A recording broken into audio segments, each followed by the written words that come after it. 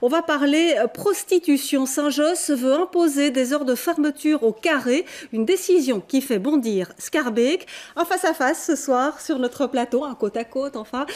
Nous avons Bernard Clairfailly, bourgmestre de Schaerbeek. Bonsoir. Et Émir Kir, bourgmestre de Saint-Josse. Bonsoir, bienvenue à tous les deux. Alors je vais vous donner la parole tout d'abord à vous, Émir Kir, puisque c'est vous qui en quelque sorte avez jeté le pavé dans la mare, si j'ose dire.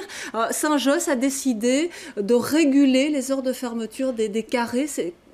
Que va-t-il se passer? On n'a pas jeté de pavé dans la mare, on prend simplement des mesures de sécurité pour améliorer la qualité de vie pour tout le monde. En réalité, on est avec un règlement qui permettait de délivrer un certificat de conformité à une femme qui voudrait travailler comme prostituée. Ce règlement n'a été mis en œuvre dans ma commune qu'en 2013, quand je suis devenu bourgmestre, c'était mi-2013. Et au bout de 2 ans maintenant d'activité, on se rend compte que ce certificat, au lieu de régulariser une situation, de mettre de l'ordre dans un quartier, est une espèce de paravent pour permettre la traite humaine. On a fait des contrôles avec la police. Depuis le début de l'année, 28 opérations de police ont été réalisées. On se rend compte qu'il y a trafic de drogue, trafic d'armes et traite humaine.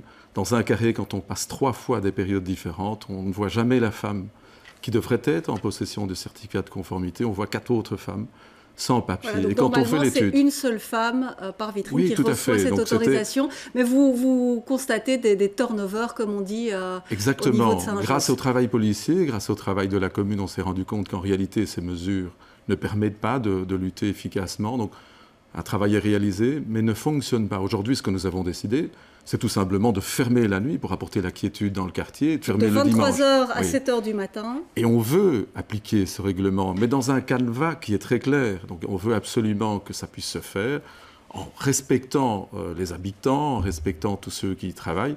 Ça ne veut pas dire qu'on ferme les carrés, mais simplement on veut l'accompagner autrement.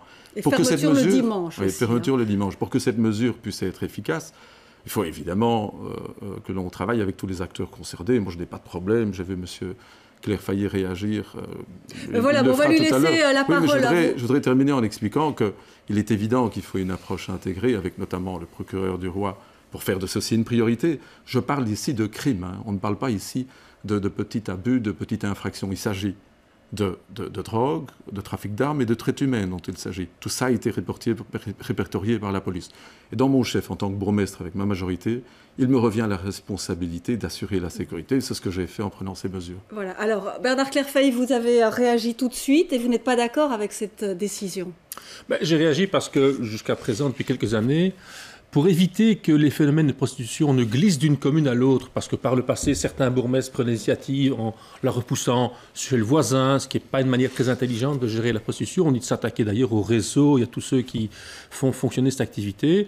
On a souhaité, avec la commune de Saint-Josse, mettre en place une politique cohérente, coordonnée, et une politique commune. Et on a adopté le même règlement de police, le même règlement d'urbanisme et des règlements fiscaux pour prélever les ressources afin d'avoir les moyens de lutter contre le développement de la prostitution. Ils sont suffisants pour vous, puisque ce n'est pas le constat qu'on fait du côté de Saint-Josse. Alors, je m'étonne de cela parce que le règlement de police permettrait aujourd'hui à M. Kir de faire fermer les établissements qui lui posent problème et qui ne respectent pas les dispositions du règlement. Et donc, si problème il faut faire appliquer le règlement. Il ne faut pas en inventer un nouveau, prendre le temps de le prendre, etc. Ça prendra du temps. Il faut faire aujourd'hui, immédiatement, appliquer le règlement là où, dans les carrés, il y a un non-respect du règlement, là où il y a sous-location, là où il y a extension de l'activité la nuit, au moment où cela dérange. Et donc, il faut le faire de cette manière-là. Les autres problèmes dont M. Kir parle, qui sont de vrais problèmes, des problèmes de délinquance, trafic de drogue, traite d'êtres humains, auxquels nous souhaitons nous attaquer, auxquels notre police, sur lesquels elle travaille, sont des problèmes qui relèvent pour une bonne part du parquet.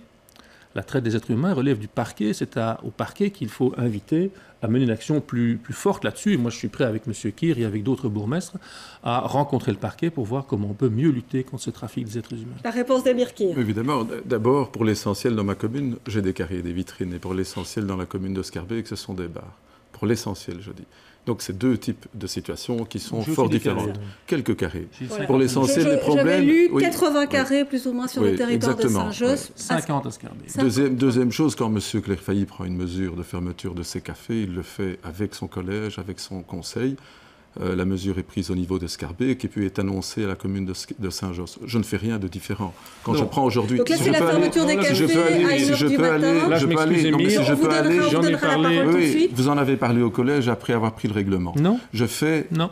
J'ai fait une annonce, je vais prendre cette mesure. Si M. Clerfailly pense que c'est une bonne idée, il peut prendre la même mesure du côté de Scarbeck. Troisième élément, il suffit d'aller dans le quartier et de parler avec les gens. L'essentiel de la prostitution qui se passe dans ce quartier est de la traite humaine. Il faut pouvoir le dire. Alors, je sais que ça fâche, on préfère dire que tout ça fonctionne bien, qu'on pourrait prendre des petites mesurettes. Ici, on veut prendre le taureau par ses cornes.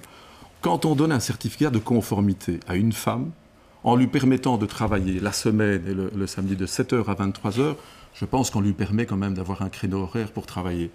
Nous n'avons pas les moyens avec la police de contrôler la nuit. C'est ce que la police m'a expliqué. Mais vous entendez quand même les craintes de M. Clerfailly finalement, que la prostitution, alors soit c'est la prostitution de rue, ou alors ça va s'installer du côté de Scarbeck. D'abord, madame, il faut pouvoir s'entendre avec les bourgmestres, les autres bourgmestres, sur les constats. Moi, je pense, j'en ai la certitude d'après notre police, qu'il y a de graves problèmes. Je prends mes responsabilités à mon niveau. Si M. Clerfailly est d'accord avec moi, on peut le faire, mais s'il n'est pas d'accord, c'est sa responsabilité en tant que bourgmestre de Scarbeck. D'accord, comment vous allez réagir Et donc, M. Keir prendra les mesures qu'il souhaite sur sa commune. Maintenant, moi, j'ai assez d'expérience déjà pour gérer ce problème de prostitution sur la rue d'Arscott et les quartiers alentours, sur la limite avec Saint-Josse, pour savoir que quand on prend des mesures comme celle-là, on va faire se déplacer la prostitution d'un quartier à l'autre, d'une rue à l'autre, mais aussi d'une forme de prostitution à une autre. Et on risque de retrouver cette prostitution dans d'autres formes, prostitution de rue, dans les entrées d'immeubles, dans des camionnettes, parfois dans des ASBL, des cafés, des caves, et elle sera donc beaucoup plus difficile à contrôler. Elle sera aussi gênante pour le quartier. Elle générera le même trafic, elle générera les mêmes nuisances, mais elle sera beaucoup plus difficile à contrôler pour la police, et ça, je ne le souhaite pas. Et moi, je souhaite que la police fasse respecter le règlement. Moi, je prendrai les mesures sur mon territoire pour faire fermer les carrés qui ne respectent pas le règlement de police. Et cela mettra fin, je l'espère, à une série de ces nuisances que l'on a par le développement d'une activité nocturne excessive dans ce quartier. Et la Villa Tinto, alors ?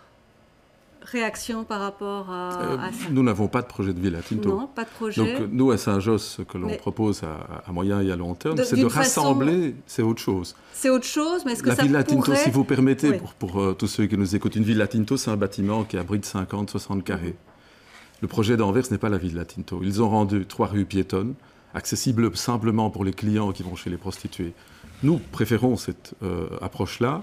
Nous avons mandaté un bureau d'études que nous rencontrons au mois de septembre. Et donc, nous n'avons pas abandonné l'idée de concentrer dans le quartier nord à un endroit les filles et d'éviter que les familles et les autres, quand ils passent dans le quartier, ne soient obligés de vivre cette situation qui aujourd'hui est devenue intenable. Par rapport effectivement à la régulation que vous souhaitez du côté de Saint-Josse. Et pour Scarbeck? Donc le règlement de police que nous avons pris en 2011-2012, en copiant un peu ce qui s'est fait à Anvers d'ailleurs, on a bien étudié ce qui s'est fait à Anvers, a visé d'abord à limiter la prostitution à un quartier précis. À Scarbeck, c'est la rue d'Arscott et les quelques rues limitrophes avec Saint-Josse. On a clairement limité. Aucun nouvel établissement ne peut s'ouvrir en dehors de ceux que nous avons désignés. J'ai reçu alors des propositions d'un opérateur privé qui voulait faire une Villa Tinto. Mais une Villa Tinto, c'est quoi?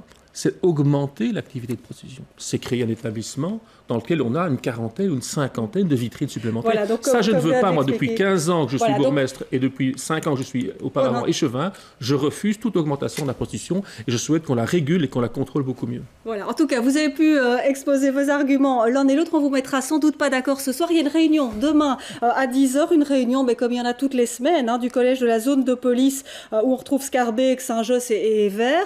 Le sujet n'est pas à l'ordre du jour, mais on peut imaginer qu'il s'invitera quand même. Merci beaucoup, messieurs. Bonsoir.